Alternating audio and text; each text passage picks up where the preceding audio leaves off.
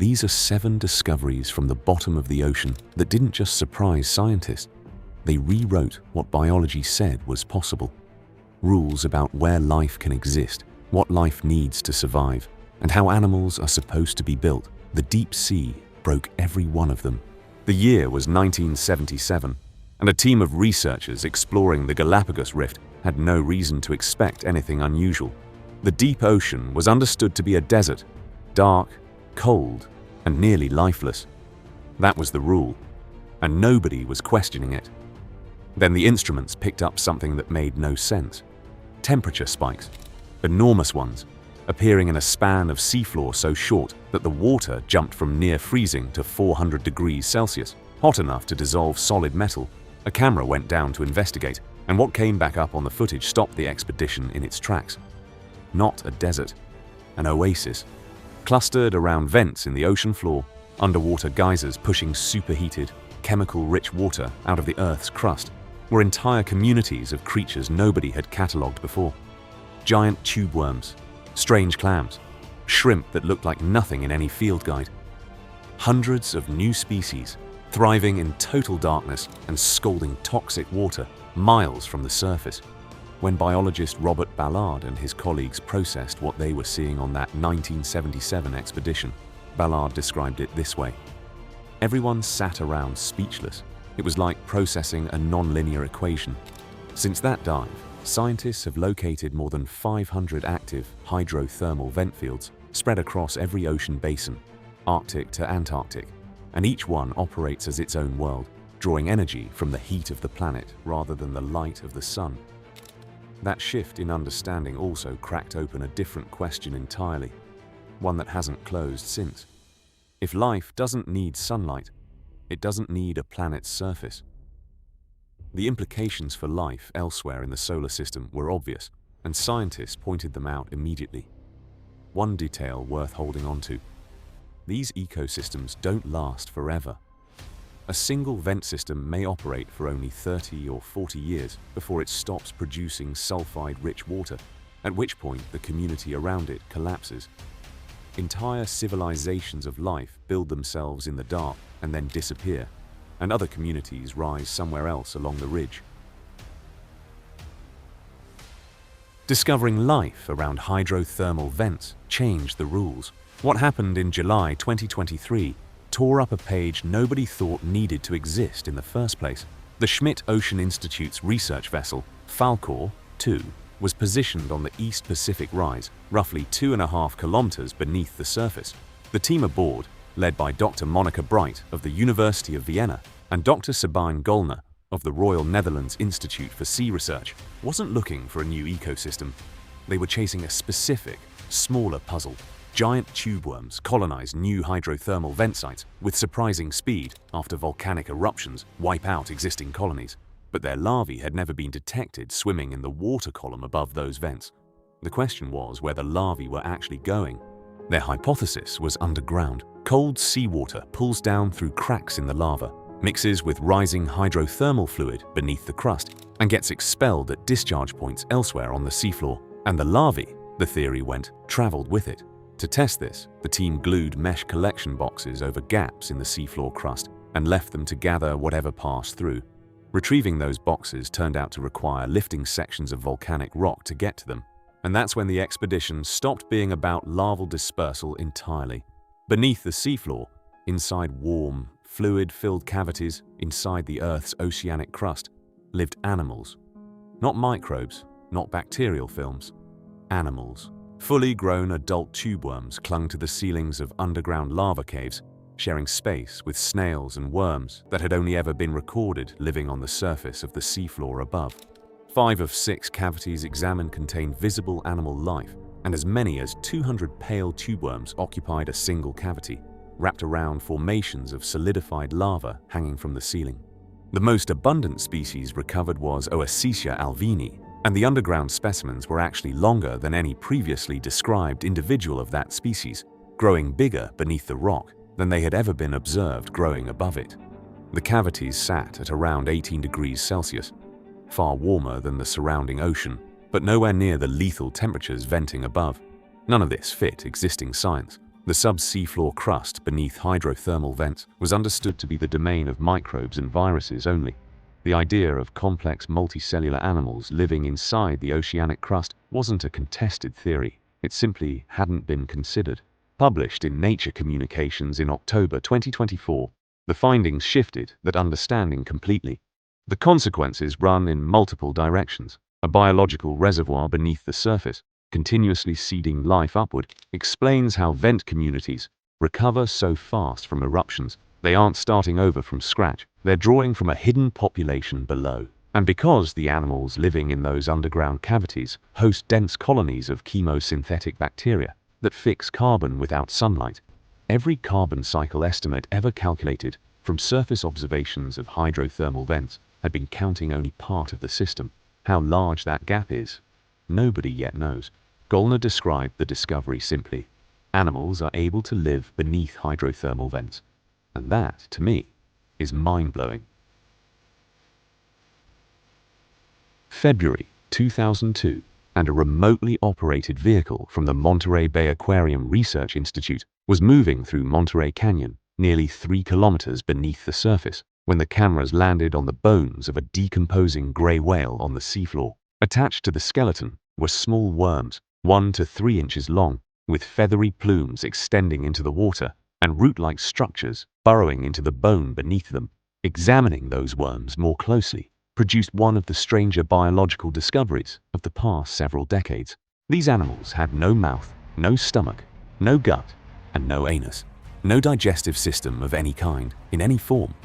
Formally described in the journal Science in 2004 by researchers Greg Rose, Shanna Goffredi, and Robert Vrienhoek, the new genus received the name Osedax, Latin for bone devourer, though the popular name that stuck was simpler: zombie worms. Here is how they actually eat, despite having nothing to eat with. Acid secretes from the worm's skin, dissolving the outer layers of bone and exposing the fat and protein locked inside the skeleton's lipid reserves. Root-like structures then extend deep into that exposed bone, and those roots are colonized by symbiotic bacteria that break down the fats and proteins into forms the worm's body can absorb. The worm digests nothing on its own. The bacteria carry out the entire process, and the worm functions as a structure around which that bacterial chemistry can operate. Strange as that feeding strategy is, the reproductive biology pushes further into territory that defies straightforward categorization. Only females colonize the bones, and inside the tube surrounding each female lives a harem of 50 to 600 microscopic dwarf males, developmentally arrested, permanently larval, existing solely to produce sperm. Females grow to more than 20,000 times the size of the males living inside them. Those males never feed. They burn through the yolk provisioned by the egg they hatched from, and nothing else, spending their entire lives inside a structure that is technically another animal. 26 known species of Osedax now exist on record, distributed across whalefalls, cold seeps, and bones of fish and seabirds across multiple ocean basins. And their history turns out to extend far deeper into time than anyone assumed when they were first discovered. Trace fossil evidence bearing the characteristic borings of Osedax appears in a plesiosaur bone from England, preserved in sediments approximately 100 million years old, placing these worms in the Cretaceous, consuming the bones of marine reptiles long before any whale existed. When the great marine reptiles disappeared 65 million years ago, Osedax likely bridged the gap on sea turtle carcasses, waiting out the interval until whales emerged and created a more abundant food source. And wherever they have been across those 100 million years, the acid and the root borings they leave behind have erased evidence of animals that might otherwise have become fossils, leaving holes in the paleontological record that researchers are only now beginning to account for. A 2-month expedition to the deep trenches of the North Pacific departed in August 2022, with researchers from the University of Western Australia and the Tokyo University of Marine Science and Technology dropping automated camera landers into some of the least visited stretches of ocean floor on the planet. 3 trenches were targeted: the Japan Trench, the Ryukyu Trench, and the Izu-Ogasawara Trench south of Japan. On August 15th, at 8,336 meters depth, more than 27,000 feet beneath the surface. One of those cameras filmed a small, pale, gelatinous fish hovering near the bait attached to the lander, a juvenile snailfish of the genus Pseudoliparis, and the deepest fish ever caught on camera in the recorded history of ocean exploration. That footage went public in April 2023, along with news that a few days after the sighting, the same expedition had physically retrieved 2 snailfish from traps set at 8,022 meters in the Japan Trench, and the first time any fish had ever been physically collected from below 8 kilometers depth. Professor Alan Jameson, founder of the Mindaru UWA Deep Sea Research Center, and the chief scientist who led the expedition, had spent over 15 years studying deep-sea snailfish before this result. The previous filmed depth record for a snailfish stood at 7,703 meters from 2008, and this broke it by more than 600 meters, placing the fish almost precisely at what researchers understand to be the biological ceiling for any fish, anywhere. That ceiling exists because of a molecule called TMAO, trimethylamine N-oxide, which every fish uses inside its cells to counteract the effect of pressure on biological chemistry. Water inside living cells behaves differently under extreme pressure, and without something to stabilize the proteins that carry out the cell's functions, those functions stop. TMAO provides that stabilization, and the deeper a fish lives, the more TMAO its cells must carry. The problem is that TMAO concentration can only rise so far before it creates its own osmotic complications. Research established that this produces a hard limit somewhere in the range of 8,200 to 8,400 meters depth, and the snailfish at 8,336 meters was operating almost exactly at that line. Jameson put it clearly: pretty much every film up to 8,336 meters has fish in it, and then they simply disappear after that. The fish itself carries adaptations that read less like variations on a standard template and more like a complete redesign. Its skeleton is soft and flexible rather than rigid, with gaps in the skull that help balance the pressure difference between inside and outside the body. Scales are absent entirely. The exterior is a gelatinous coating. Its eyes carry no functional photoreceptor genes, because in permanent darkness, vision costs energy with no return. A stomach disproportionately large for its body size allows the fish to gorge when food appears in an environment where meals are rare and unpredictable. Younger snailfish of this type tend to push deeper than older individuals, staying near the survivable limit to avoid predators that operate at slightly shallower depths. The record holder was a juvenile, sitting at the deepest point its biology would allow, because that was safer than the water above it. Bergmann's rule describes a pattern observed across many animal groups. In colder environments and at higher latitudes, animals tend to run larger than their warm water counterparts. The pattern is well documented and broadly understood. The deep sea produces something that resembles it, but operates on a different scale, and remains, despite over a century of study, not fully explained. Abyssal gigantism, the tendency for deep-sea species to grow dramatically larger than their shallow water relatives, shows up across an almost bewildering range of animal groups: crustaceans, squid, jellyfish, worms, sea spiders, and dramatically larger isn't quite strong enough phrasing. The giant isopod, Bathynomus giganteus, was first described by French zoologist Alphonse Milne-Edwards in 1879, after his colleague Alexander Agassiz collected a juvenile male from the Gulf of Mexico. Shallow water isopods typically grow to 3 to 5 centimeters. The deep sea version reaches 50 centimeters, surviving for over 5 years without food in captivity, gorging itself to the point of difficulty moving when a meal finally arrives. The Japanese spider crab stretches its claws across 3.7 meters. The European spider crab, a related shallow water species, manages about 50 centimeters across. The colossal squid, heaviest recorded specimen at nearly 500 kilograms. The giant squid, up to 13 meters in length. These aren't outliers on a curve. They're a consistent pattern distributed across unrelated lineages in a shared environment. The leading explanation comes down to food scarcity. Almost everything edible in the deep ocean arrives as organic material, drifting down from the sunlit surface layers above. And by the time it reaches abyssal depths, most of its nutritional value has already been consumed by organisms higher in the water column. Food at the bottom is sparse, unpredictable, and nutritionally dilute, and larger body size offers genuine advantages in that environment. Larger animals survive longer between meals, travel greater distances in search of prey, and can consume larger food sources when they locate them. A slower metabolism, extended lifespan, and delayed sexual maturity may all contribute to the same outcome: bodies that keep growing because the environment selects for it. What makes this biologically strange isn't that one lineage arrived at this solution. It's that dozens of unrelated lineages arrived at it independently in different parts of the ocean through different molecular mechanisms, converging on the same answer. Researchers are currently sequencing the genomes of deep-sea species to understand how this happens at the cellular level, and the question isn't settled. The pattern itself is real and consistent. The mechanism behind it remains one of the cleaner unsolved problems in deep-sea biology. 76%, that's the share of all animals living in the ocean's water column, from the surface down to 4,000 meters depth, that are capable of producing their own light. That number comes from a 2017 study in Scientific Reports, the first attempt to actually quantify bioluminescence across the ocean systematically. Researchers at the Monterey Bay Aquarium Research Institute, led by Severine Martini and Steve Haddock, analyzed 17 years of video collected by remotely operated vehicles off the California coast. More than 350,000 individual observations spanning 553 species categories. The proportion of light-producing animals held steady across depth, which was itself unexpected, and in some zones the number climbed higher.